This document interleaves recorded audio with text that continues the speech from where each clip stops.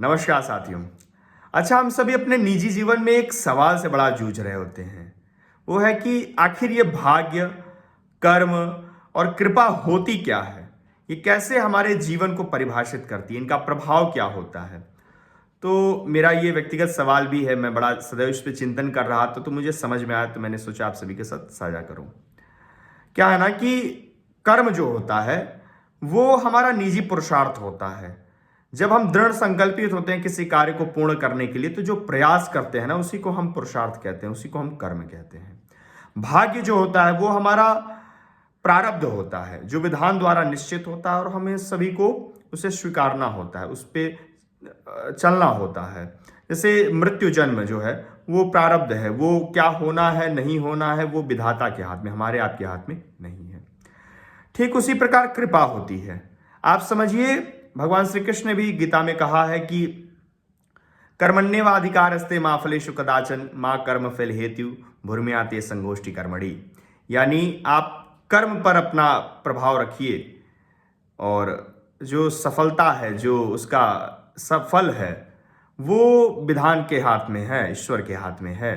ठीक उसी प्रकार जैसे जैसे आपको और हमको जब फोन चार्ज करना होता है तो एडाप्टर की आवश्यकता होती है, चार्जर जिसे हम कहते हैं। तो उसमें दो वायर्स होते हैं, नेगेटिव पॉजिटिव वायर। तो जो नेगेटिव वायर होता है ना, वो हमारा भाग्य होता है, पॉजिटिव वायर हमारा कर्म होता है। और जब हमें रेफ्रिजरेटर चलाना होता है, एसी चलाना होता है, तो एक थर्ड वायर की आवश्यकता होती है। कहने को तो वो न्यूट्रल होता है, पर वो ना होना तो सिस्टम बैठ जाता है। उसी तरीके से उसे हमारे निजी जीवन में कृपा कहते हैं, जो मुझे समझ में आया। कृपा अर्थात करता कोई और है, पाते हम हैं। तो कृपा यही है। कृपा ही हमारे जीवन की रूपरेखा को गढ़ता है। जब हम किसी बड़े कार्य के लिए अपना कदम आगे बढ़ाते हैं तो कृपा की आवश्यकता होती है।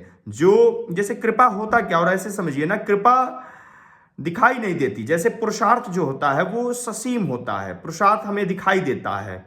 जो हम श्रवण करते हैं, जो हम सुनते हैं, वो दिखाई देता है। पर प्रेम जो होता है वो असीम होता है, वो अदृश्य होता है, वो दिखाई नहीं देता। आप जैसे समझिए कि हमारा जो प्रयास है, हमारा जो शरीर है ना, उसकी एक सीमा है, वो ससीम है। पर हमारे प्रेम की जो सीमा है वो असीम है। वो हम एक भाव से दूसरे भाव में जब जाते हैं तो वो अद्भुत होता है, वो अदृश्य होता है, वो असीम होता है। उसी को हम कृपा कहते हैं।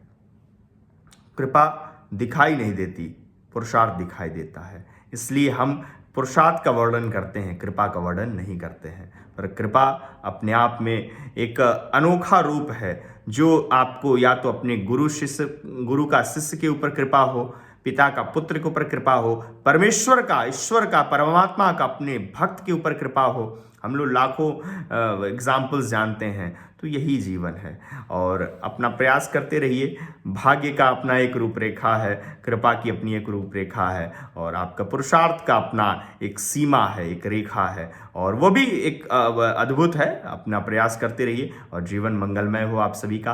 हर हर महादेव। और यदि कुछ समझ में आई हो तो कृपया अपना प्यार अवश्य दीजिएगा, शेयर करके और कमेंट्स करके। प्रणाम आपको। हर हर महादेव।